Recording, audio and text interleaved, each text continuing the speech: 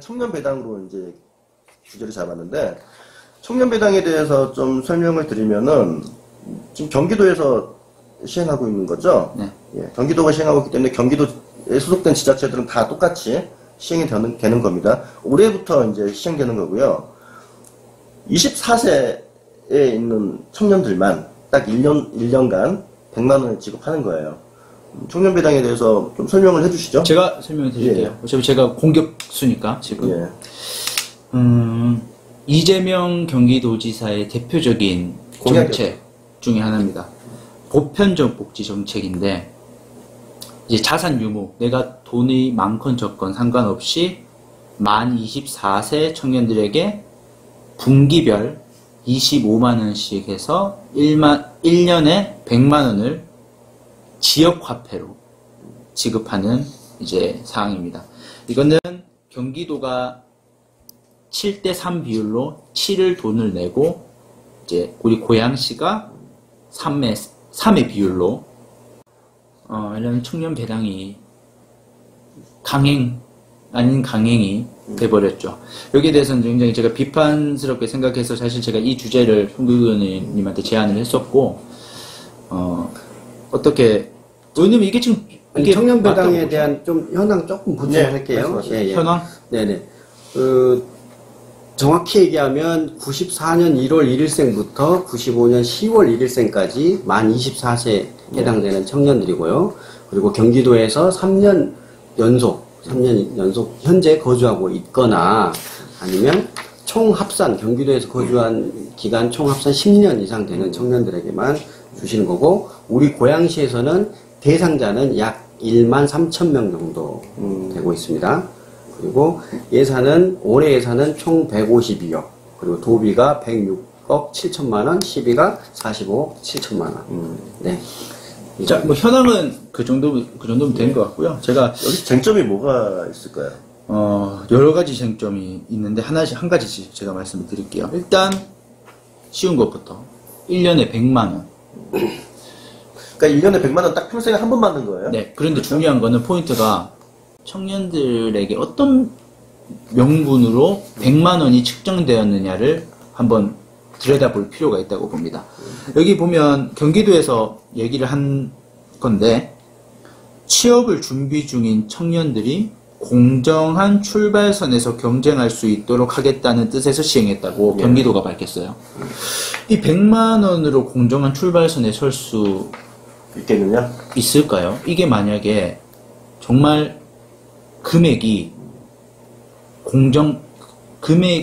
어느 정도의 금액이 없어서 청년들이 공정하지 않은 출발선에 있다고 생각하는 건지, 정말 이재명 경기지사는 제가 썩 좋아하시는 분은 아니지만 그래도 참 우려스럽습니다. 그리고 또 자, 한 번에 설명드리고 뭐 아니, 그래서 주세요. 아니, 이제 지적 포인트가, 그러니까 100만 원. 이 100만 원을 구체적으로, 예. 네. 그 금액이 작다는 거예요, 뭐예요? 일단 큰 틀로는 이거는 공정한 출발선을 만들어주지 못하는 정책이다. 정책에 대한 비판도 있고, 이왕 할 거면은 이 금액은 턱없이 부족하다. 라는. 그러니까 기본적으로는 돈으로 공정을 얘기할 건 아니다. 돈을 지원해가지고. 그렇죠. 근데 그리고 지원할 거면은 100만 원으로는 턱없이 부족하다. 네. 할 거면 많이 해라. 그럼 하나씩 짚고 가시죠. 그러면 의원님, 청년 배당 100만 원 적으니까 더 주자는 말씀이세요? 아니면? 아니요, 저는 아까도 말씀드렸지만 원론적으로는 반대합니다. 네. 그런데 이게 예산이 작은 예산이 아니에요. 이 예산을 투입을 하면은 적어도 어차피 저희가 지금 집권을 하고 있는 이재명 지사님이 하겠다는 하는 거거든요. 그러면 할 거면 좀 효과성이 있게 좀 하시란 거지. 저는 원론적으로는 반대합니다만은. 그러니까 효과가 없다는 것은 100만 원은 얼마 되지 않은 효과가 없다라고 말씀하시는 거잖아요. 그렇죠. 제가 지금 의원님의 지적 포인트를 정확히 네, 모르겠어요. 맞아요. 맞아요? 자. 그러니까 아니 근데 원래 원론적으로는 돈으로 해결할 수는 없는 문제다, 그 말 아니었어요? 네, 그건 이제 원론적으로 반대를 하는 거고. 공정한 출발선에 네. 서기 위해서는 네. 돈으로 해결할 수 있는 건 아니다. 그거는 원론적으로 제가 반대를 하는 거고. 그리고 돈이 부족하다. 예, 이미 시행을 했으니 그나마 조금이라도 효과는 나와야 되잖아요. 그런데 이 100만 원 가지고는 이 조금의 효과도 낼 수가 없다. 청년 기본소득 정책이 두 가지 목적입니다. 하나는 우리 청년들의 자리 능력 향상, 그리고 일부 아주 미흡하지만, 우리 정현 의원님께 지적하신 대로 미흡하지만 어느 정도 생활에 조금이나마 좀 미력하지만 보탬이 되고자 하는 부분. 그리고 또 하나 중요한 곡지가 지역화폐로 발행함으로써 지역경제 활성화, 소상공인 중심으로 하는 이런 부분이에요. 그러니까 두 가지 목적이 다 담겨져 있고요. 의원님 말씀하신 것처럼 더 효과를 내기 위해서는 더 큰 돈 줘야죠. 그런데 우리 지금 이 논쟁이, 그러니까 의원님처럼 원천적으로 청년배당이 말이 되냐라고 그냥 지적을 하시려면, 자, 이 돈, 경기도 예산으로 봤을 때 1,700억 예산 다른 데 써야 되지 않냐라고 이렇게 지적을 하셔야 되는데, 우리는 지금 한정된 재화와 용역을 어디에 투자할 것인가, 어떤 부분이 더 효율적인가에 대한 얘기인데, 돈이 많으면, 자원이 풍족하면, 우리 청년들 사기 충전 측면에서, 그리고 지역경제 활성화 측면에서 많이 드리면 좋죠. 그런데 이것은 이제 아까 우리 처음에 모두에 말씀했다시피 경기도가 처음으로 시행하고 있는 첫 삽을 뜬 사업이지 않습니까? 1,700억이란 돈이 큰 돈이죠. 경기도를 보면. 자, 저는 장기적으로 봤을 때는 이 사업이 성공한다고 보면 더 늘려야죠. 더 늘려야죠. 즉, 이제 지금은 선별적 복지의 수준인데, 보편적 복지 수준까지 가게 되면은 효과가 나올 것이고, 올해가 첫 해기 때문에 금액은 그리고 적을 수밖에 없다. 선별적 복지는 아니죠. 그러니까 이 청년 기본소득은요, 기존의 보편적 복지냐, 선별적 복지냐, 이분으로 나누기가 참 애매하죠. 애매해요. 왜냐면, 전체 대상으로 봤을 때, 예. 청년들을 대상으로 하기 때문에, 국민 전체로 봤을 때는 이게 선별적 복지예요. 예. 그런데 청년 세대에게는 말씀하신 것처럼 소득 이런 걸 가리지 않기 때문에 보편적 복지가 되는 부분이죠. 물론 우리가 100만 원이 얼마나 큰 효과를 갖느냐는 것보다 여기가 함의하는 게 있잖아요. 자, 그러면 우리 기존의 다른 보편적 복지, 아동수당이라든가 출산장려금이라든가 그게 얼마나 큰 효과가 있다고. 근데 그게 효과가 있는 분도 있어요. 예. 그러니까 이거는 케이스 바이 케이스다. 예. 자, 성남이 처음에 청년배당 처음 했을 때요. 어떤 댓글이 있었는지 아십니까? 어떤 기사가? 성남시에서 한 청년배당 때문에 3년 만에 처음으로 과일을 사먹었어요. 라고 한 그 청년이 있었어요. 의원님한테는 100만 원이 이게 어떤 무슨 기반을 못 준다고 하실지 모르겠으나, 한 달에 8만 원 정도죠. 분기 25만 원이니까. 예. 저는 대학 때 있다고 우리 그 얘기 하지만, 저는 일주일에 50원 가지고 살아봤거든요.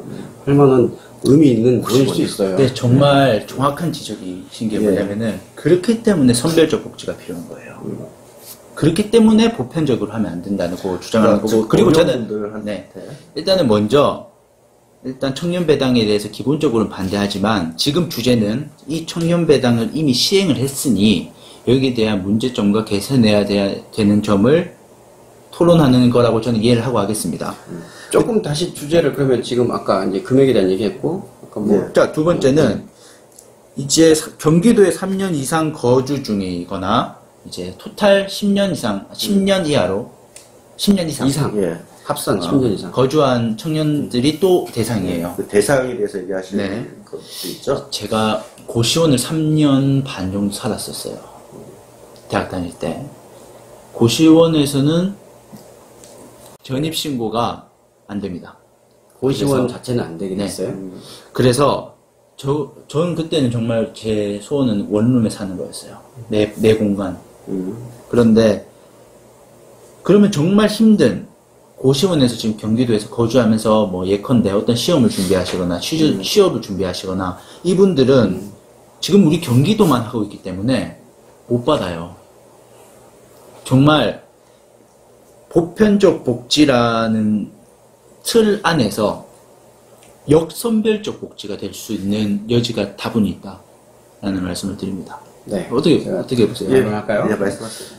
우리 잊지 맙시다. 이 정책은요, 경기도 예산으로 경기도 시민에게, 도민에게 하는 정책입니다. 예. 경기도에 주소를 두고 있는 분들에게 대상을 하는 것이 왜 문제가 되는지 제가 지금 잘 모르겠어요. 아니요, 그게 아니라 자, 경기도에 살고 경기도에 계신 살지만- 어려운 다른 지역에 계신 분들을 돕자고 이 사업을 하는 게 아니지 않습니까? 이건 경기도의 이재명 도지사가 하는 사업이에요. 그리고 다른 지역에 있는 분들, 어려운 분들은 이 청년배당, 청년기본소득 말고요. 만약 구직활동을 하는 거라면 고용노동부의 청년구직활동 지원금이라든가 다른 제도로 보완이 되는 거죠. 그러니까 지금 우리 네. 경기도의 청년배당 얘기하고 있는 겁니다. 네, 제가 그 3년 고시원 살 때 3년 동안 살았다는 건 작은 기간은 아니거든요. 그때는 제가 주소가 대구에 있었어요.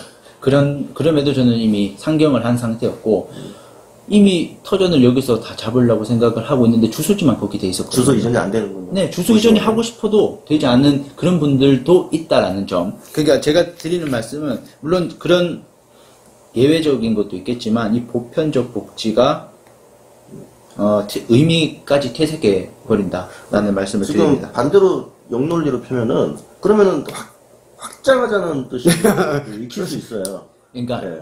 지금 경기도만 시행하느냐, 확장하자. 네, 그렇게. 제가 반대하지만 이 원천으로 다시 말씀드립니다. 음. 다시 원천적으로는 반대하지만 이미 시행을 하고 있으니 여기에 대한 문제점을 제가 지적을 해보겠다는 거예요. 네. 아니 근데 저는 그것은 어떻게 해도 만약에 경기도에 주소를 두고 있지 않지만 경기도에 3년 이상 거주하신 청년들에게 확대해야 된다라고 하면 또 다른 역풍이 불죠. 예산 안정된 자원을 가지고 그분들을 주자는 게 아니라 이 기준 자체가 조금 애매모호한 모호하다.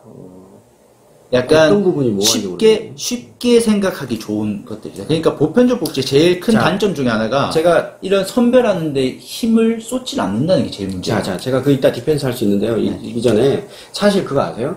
이 청년 기본소득이 처음에는요 대상이 네. 경기도에서 3년 이상 거주자만 하는 거였어요. 그런데 지난 6월 18일에 조례가 개정됐어요. 왜냐? 3년 동안 쭉 그리고 현재 지금 안 살고 있는데 나는 제외야라고 성토하신 분들이 있으셨어요. 그래서 합산 10년 이상이면 된다라고 해서 보완됐어요. 지난 6월 18일 날 그런 노력에 이게 반영됐다. 네. 그런데 경기도민이 아닌 다른 분들한테 대상을 주면 그건 도의회에서 또 난리가 나지 않겠습니까? 그러니까 고양시에서 난리 나죠. 그러니까 경기도민이 아니다라는 거를 기준을 진짜 청년의 마음을 아시는지 모르겠지만 정말 그 주민등록상 주소로 판단한다는 거는 전 참 그러니까 보편적 복지를 공격하시는 분들이 항상 선별을 해서 보다 디테일하게 해야 되지 않냐라고 하는데 네. 실제 여러 연구의 결과에 의하면 선별하는 비용이 더 든다는 거예요. 그 지적은 많이 있었죠. 네, 맞아요. 선별하는 비용이 더 들어요. 지금 경기도에 주소를 두지 않지만 실제로 어떤 주거라든가 이런 환경에 열악한 청년들을 찾으러 다니는 그런 행정력과 선별 비용은 또 누가 감당합니까? 그렇기 때문에 그리고요 선별해냈을 때 내가 그런 어떤 선별의 수혜 대상자가 됐을 때 사회가 주는 낙인 효과도 있어요. 예. 우리 아시잖아요. 무상급식과 무상교복에서 그 논쟁이 있었잖아요. 우리 아이들에게 너의 가난을 증명해라. 그러지 않으면 안 줄게. 그거 하지 말자고. 아이들에게 상처 주니까 그거 하지 말자고 우리 다 그냥 무상급식 한 거 아닙니까? 네, 이 점에 대해서 꼭 상기해 주셨으면 좋겠습니다. 네. 뭐 받아치실 말 있으신가요? 보편적 복지. 이게 보편적 복지의 장단점이 있고 선별적 복지의 장단점이 있는데 사실 거의 정확하게 말씀해 주신 것 같아요.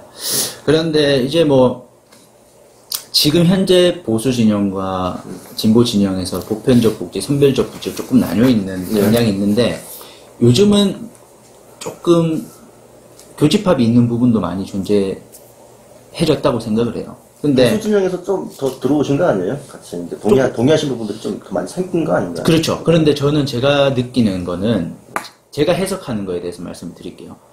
보편적 복지에 대해서 부정하는 게 아닙니다. 그런데 이 복지라는 게 예를 들면 우리 복지관이 있는 것도 복지고 예. 뭐 보건소도 복지일 수 있고 예. 저는 이런 유형의 것에 어느 누구나 우리 국민들이 사용할 수 있는 것 이것도 보편적 복지거든요. 예. 거기에 대해서는 전 찬성을 해요. 하지만 제가 지금 지적하는 이런 청년 배당 제가 지금 육아수당 받고 있거든요. 그럼에도 불구하고 이 육아수당 아동수당이죠. 같은 이런 현금 복지는 이거야말로 포퓰리즘이다. 그거는 복지라고 보기 어렵다. 오히려 약간 정치인들이 표를 받기 위해서 하는 참 눈에 보이기 좋은 그런 정책이다라고 보여지는 겁니다. 예를 들면 뭐 제가 이제 최근에 제 둘째가 지금 돌을 앞두고 있습니다만은 산후조리원 같은 경우도 공공산후조리원 그런 거는 전 괜찮다고 봐요. 하지만 출산했다고 산후조리비라는 비용을 명목으로 지역화폐로 돈을 주는 거에 대해서는 반대한다는 저는 그런 철학을 가지고 있습니다. 두 가지 좀 구분해서 말씀 먼저 할게요. 그러니까 아까 그 진보냐 보수냐 이거 정확히 얘기하면 점점점 시대가 지금 지나면서 특히 유럽을 중심으로는 보수 진영에 있는 분들이 보편적 복지를 주장하고 있어요. 최근에 93년도에 그 보건복지부 장관 김영삼 정부 때 보건복지부 장관 하셨던 지금 현재 모 교수님 그분도 보수 학자인데 출신인데 보편적 복지 기본소득 예. 정확히 얘기하면 기본소득 국민 기본소득을 주창하고 계세요. 그래서 그 부분 먼저 말씀드리고 그럼 제가 정현 의원님께 반문해보고 싶어요. 뭐냐면 아까 말씀 나눴던 무상급식, 무상교복, 산후조리원, 아동수당 이게 지금 다 보편적 복지거든요. 예. 이거에 대해서 근본적으로 반대하시는 거예요? 아니죠. 이게 무상급식 같은 경우에는 참 좀 조심스럽습니다만은 보편적 복지와 선별적 복지의 이런 가치 차이가 확 폭발하게 된 계기가 저는 무상급식이라고 생각을 해요. 저 같은 경우도 실제로 뭐 확인해 보시면 아시겠지만 제가 중학교 때인가요? 그 급식비를 지원을 받으려고 그 서류를 다 떼가지고 제가 담임 선생님한테 제출한 적이 있어요. 그때 참 중학교 때는 고등학교 때는 제가 정확하게 기억은 안 납니다만은 그때 참 뭔가 부끄러운 느낌도 많이 들었었고 그 어린 마음에 그랬었습니다. 하지만 제가 지금 하고 싶은 얘기는 이런 보편적인 복지가 조금 우리 생활에 많이 들어와 있다라고는 저는 생각을 해요. 하지만 이 현금 복지에 대해서 지금 우리가 청년 배당이기 때문에 예. 무상급식은 현금 복지가 아니라고 아니죠. 봅니다. 예. 예. 저는 현금 복지를 반대하는 거예요. 그러니까 현금을 보편적으로 복지를 주는 거에 반대라는 거죠. 무상급식 제가 이걸 자료를 좀 찾아왔습니다. 이게 스위스 같은 우리 복지하면 스위스를 보통 떠올리잖아요. 청년에게 기초생활비를 나눠주는 국민투표를 2016년도에 예. 실행을 했어요. 핀란드는 이제 2,000명을 골라서 한 72만 원씩 매월 예. 이렇게 2년간 이런 실험도 해봤었거든요. 그런데 스위스는 국민투표를 붙였는데 77%가 반대했습니다. 예. 이게 이게 우리가 유럽의 복지의 장점을 본다고 우리가 그걸 가지고 온다는 것 자체가 굉장히 위험한 발상이다라고 생각을 합니다. 제가 현금은 주다가 안 줄 수가 없어요. 한 번 지급을 해버리면 이게 끊겨버리는 순간 내 금액이, 내 돈이 뺏기는 듯한 느낌을 받는단 말이죠. 하지만 이 유형의 것, 이런 시설 같은 것은 충분히 그런 가동률이 높다라고 봅니다. 그러니까 이 정책을 한번 시행하는 데 있어서는 정말 깊은 심도 있는 고민을 한 후에 현금 복지를 해야지 이 아동에게 예를 들면 출산율 낮다고 아동수당 줘. 청년들 일자리 없다고 청년수당 줘. 이렇게 해버리면 이 향후에 커질 나비 효과는 이제 좀 진보 진영에 정책하시는 분들에 대해서 좀 묻고 싶은데 그 방향이 맞다 그러다를 논하기 전에 너무 급진적이다라는 것에 대해서는 확실하게 얘기를 할 수 있어요. 하지만 그 보편적 복지로 그 목표로 가야 된다는 거에 대해서는 조금 더 사회적 합의가 필요하다라고 저는 봅니다. 우리는 여기 스위스나 뭐 이런 핀란드 같은 경우는 뭐 이런 큰 사안으로 국민투표까지 복지의 강국들이 할 정도인데 우리는 사회적 합의가 되지 않았다라고 저는 보고 있어요. 자, 그러니까 지금 그 앞에 말씀하신 두 사례 있지 않습니까? 스위스 같은 경우 77% 국민투표 부여된 이유가 사회적 합의가 부족했기 때문이에요. 네. 네. 1년에 100만 원이에요. 100만 원으로 시작해서 점점 늘려가는 것이 결국 우리 모두의 사회적 합의를 이끌어내는 과정에 있는 것이죠. 점점 늘려가는 거에 대해서 제가 제가 이제 문제의식을 가지고 있는데 저는 이제 기본적으로 좀 이게 다른 것 같아요. 그러니까 저는 우리 사회가 앞으로 4차 산업혁명 시대로 지금 대변되고 있는 인간의 노동력이 점점점 그리고 일자리를 잃어가고 있는 시대가 어디로 향해 가고 있냐.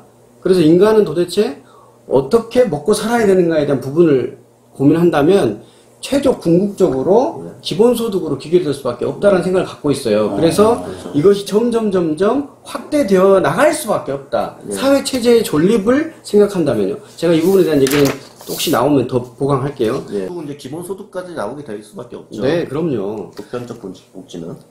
그러니까 너희들이 무엇을 어떻게 쓰든지 간에 너의 소득과 위치에 상관없이 그냥 한번 100만 원 줄게. 너네 하는데 좀 써봐. 예.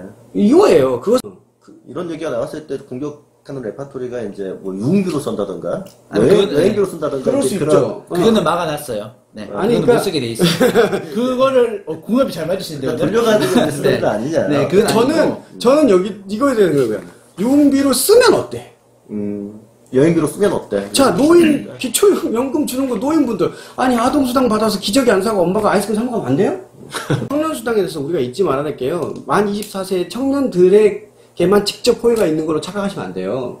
어떻게 썼냐고 했더니 어머니한테 다 드렸다고 하는 여학생이 있더라고요. 그러니까 이건 무슨 말씀이냐면 그 만 24세 청년이 속해 있는 가정 그리고 아까 말씀드렸잖아요. 걔가 활동하고 있는 지역 소상공인까지 영향을 미치는 거예요. 이게 이제 지역 화폐라는 것도 이제 그렇죠. 하시는 지역 거죠? 화폐라는 부분을 아까 현금 복지라고 하셔갖고 이게 뭐 새는 것처럼 얘기하시는데 이게 어디로 가냐? 결국 다 지역 골목으로 쏟아 들어간다는 겁니다. 우리 지역 화폐 꼭 다음에 한번 다뤘으면 좋겠습니다. 우리 고향 페이가 있으니까. 자, 많은 기대 부탁드립니다. 열심히 하겠습니다. 다시 한번 좋아요와 구독 부탁드립니다. 구독은 사랑입니다. 네. 좋아요는 행복입니다.